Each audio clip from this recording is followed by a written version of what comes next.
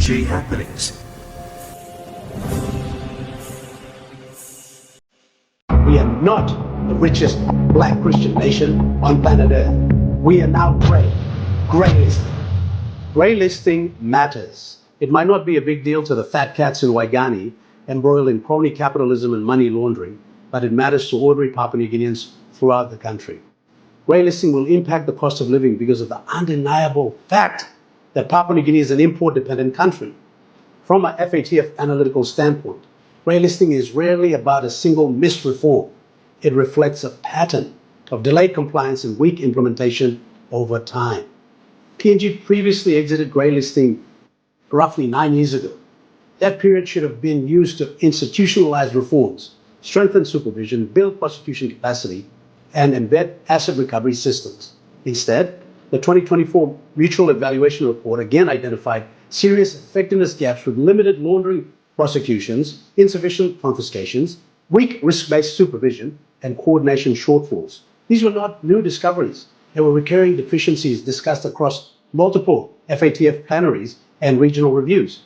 Repetition without correction signals implementation failure and leadership incompetence.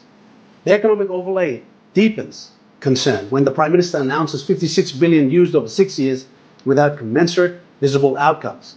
This raises serious governance questions. Persistent budget leakages, weak expenditure controls, completely undermines our fiscal credibility.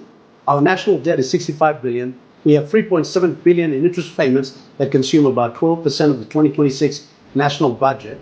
This creates a crowding out effect. More money allocated to servicing debt, less available for essential services like health, education, infrastructure, and compliance reform. Greylisting compounds this vulnerability. We are fragile right now. The higher risk premiums increasing borrowing costs further, adding pressure to already strained fiscal space. Inflation risks rise as foreign exchange becomes tighter and transaction costs increase. For the average citizen, this translates into higher costs of goods and services and public service.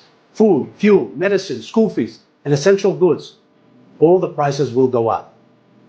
And wages will remain the same. The people will feel the pinch. When reform warnings are issued repeatedly over nearly a decade and remain uncorrected, it is simply reckless to dismiss greylisting as a short-term effect. Nobody in Papua New Guinea is fooled by reactive government spin by the Prime Minister and his Treasurer.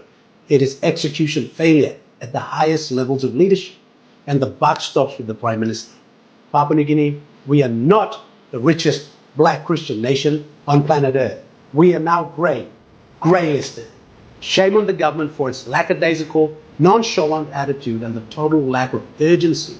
This blasé, dismissive attitude to greylisting will not change under this regime. Talk is cheap.